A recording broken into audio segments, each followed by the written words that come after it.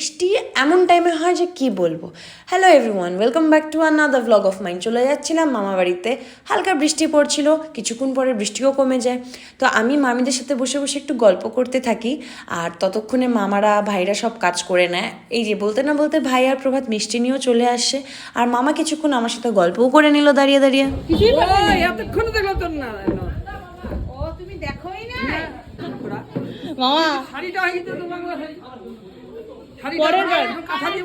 মামা তারপরে বসে পড়ে পুজো করতে।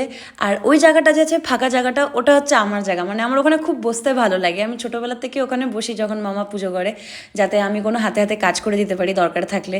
আর এরপরে আমাদের শুরু হয়ে যায় সন্ধ্যা আরতি, তারপরে হয় গণেশ আরতি। আর ছোটোবেলার থেকে এমন একটা ফিলিং আছে মনের মধ্যে যে মামা বাড়ির মতন পুজো কোথাও হয় না। তো আমার সাথে সাথে তোমরাও দেখো কি করে আরতিটা হয় এখানে।